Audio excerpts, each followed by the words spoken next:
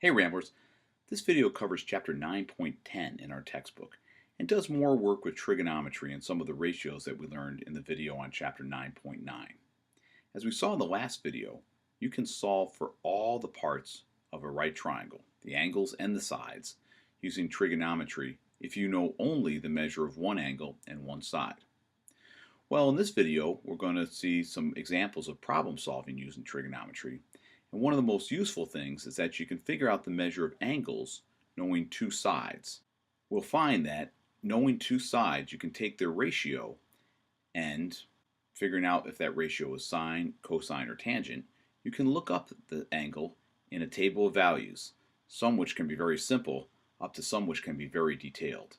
Nowadays, we use our calculators and we'll focus in on arc sine, arc cosine, or arc tangent, also known as inverse sine, inverse cosine, and inverse tangent. On your calculator, you've probably seen them as sine to the -1 or cosine to the -1 or tangent to the -1. But that -1 isn't an exponent, and we're not looking for the reciprocals. We're looking for the inverses. So hopefully this video will help you to straighten that out a little bit. We're also going to deal with two new terms, the angle of depression and the angle of elevation. And it's important that you understand what these angles are so that you apply them properly when solving some of the problems that come up in this section. Okay, take good notes, pause the video often, and I hope this helps. Thanks for watching. Okay, the first topic I'd like to cover is this vocabulary.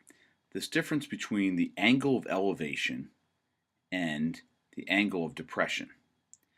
Now, as you can see for both, the angle is formed by the horizontal, which is parallel to the horizon, and the line of sight, which is connecting the object being looked at from the viewer.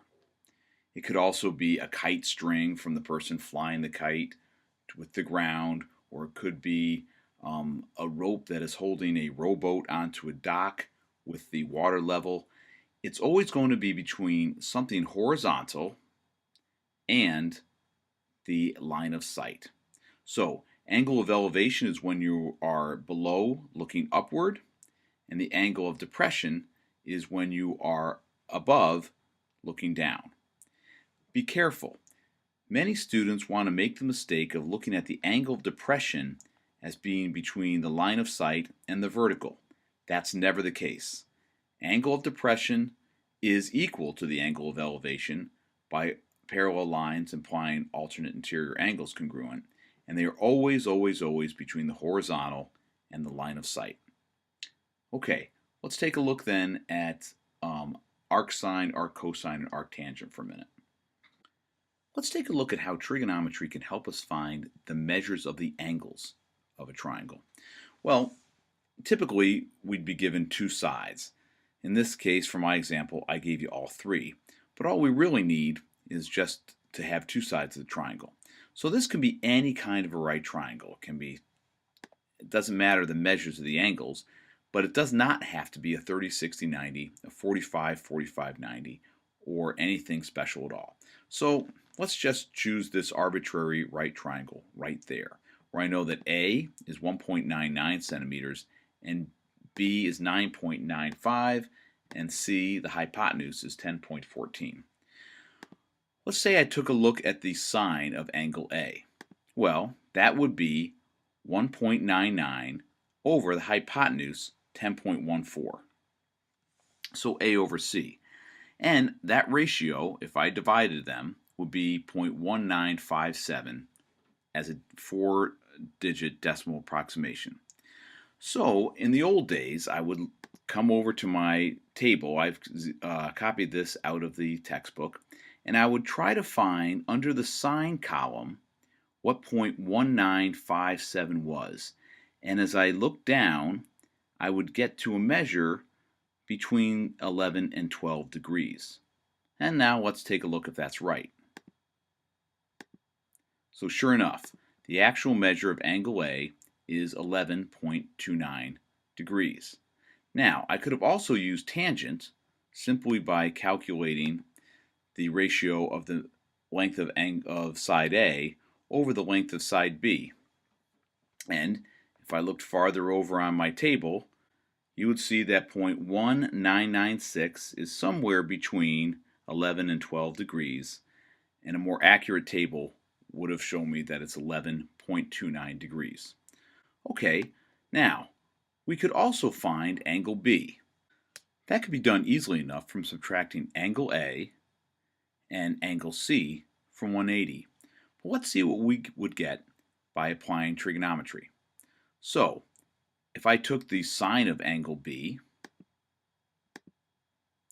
I would look at the measure of side B divided by the hypotenuse in a ratio, and I would see that that's 0.9807. Okay, if I went over to the sine column and began scrolling down, I would see that it's going to be a much bigger angle than angle A was. In fact, I'll need to go to the other part of the table. And as I scroll down the sine column, I can see that 0.9807 is the sine of an angle somewhere greater than 77 degrees.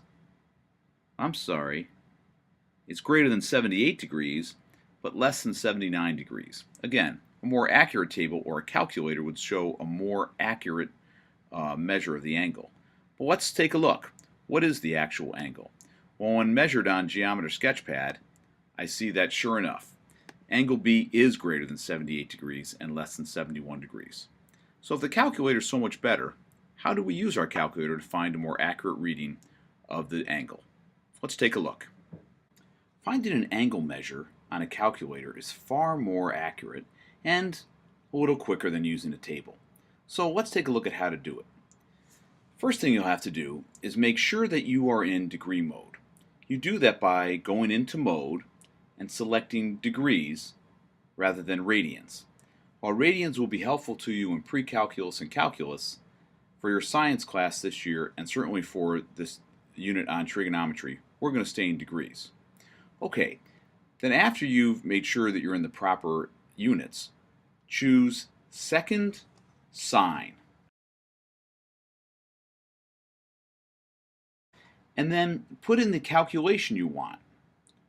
It could be just the calculation you've already done, or you could actually type in the ratio of the sides. Once you've done that, hit enter. The calculator will display the angle measure. That will work for whether you're using sine, cosine, or tangent, and that all depends on what side you're given. Okay, I've run through some examples that I'll attach to the end of this video on solving some problems. I hope this video helped. Good luck. The first example problem on page 425 asks us to find the measure of angle D and the length of DF given the information in the picture.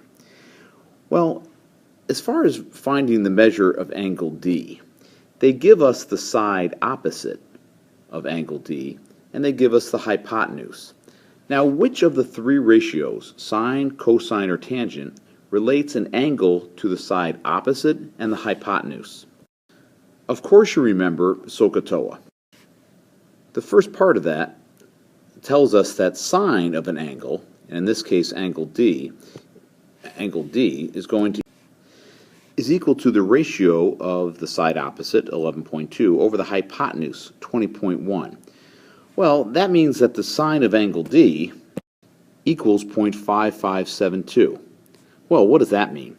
Well, if we look on the chart in the book, and under the column titled Sine, look for 0.5572, we would see that angle D equaled 34 degrees. And that's a pretty good answer, but there's a more exact way we can find the angle using a calculator. So, knowing that the sine equals 0.5572, let's do the inverse operation of taking the sine, and that is called finding the arc sine, or the inverse sine.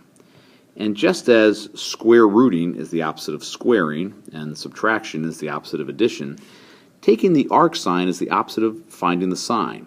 So when I take the arc sine of the sine, the two operations cancel out, and I'm left with angle D. And the arc sine of 0.5572 equals 33.86, which I found from plugging onto my calculator. So angle D equals 33.86 degrees. Now, on your calculator, you simply press second sine, which is going to give you the inverse operation of sine. So the measure of angle D is 33.86, which is very close to what we got from the table, but you can see it's a little more exact. Okay, now how do we find the measure of angle E? There's really two ways to find the measure of angle E. I could either use the Pythagorean theorem, or I could take the cosine of angle D or the tangent of angle D. Let's try both. Okay, we know that the Pythagorean theorem would set up this equation, but let's try and solve that, and that's one way to find E. So solving, I see that E equals 16.69, but I could have also solved it by using trigonometry. So I could have set up the equation cosine of 33.86 degrees, which we solved for in part A, equals adjacent over 20.1, which is adjacent over hypotenuse. Then, solving for the adjacent side, I'd find that the adjacent equals 20.1 times the cosine of 33.86 degrees, which is an exact answer and pretty cool, but maybe we should give a decimal approximation of it. And when I do that, I get the exact same answer.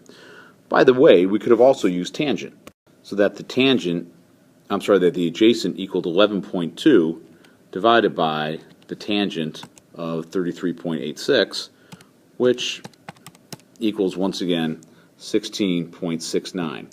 So no matter how we do it, you get the same answer, which is reassuring. Okay, thanks for watching.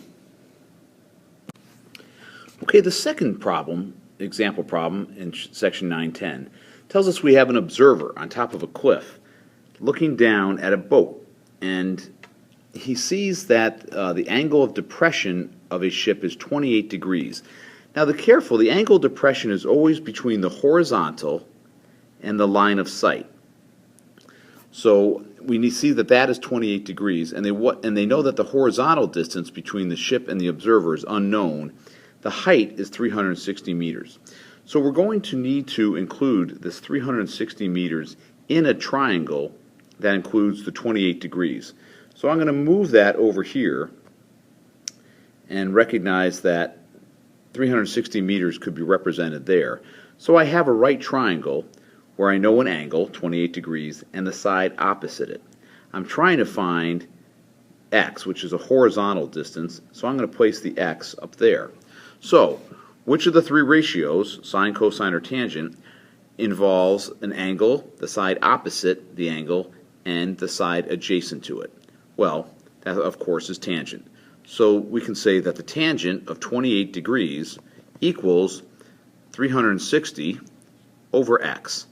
And when we solve, we see that x equals 360 over tan 28, which is 677.06 meters. Okay, that's the way these word problems typically work. Just be careful with the angle of depression and the angle of elevation, that they are always between the horizontal and the line of sight. Okay, I hope this helps.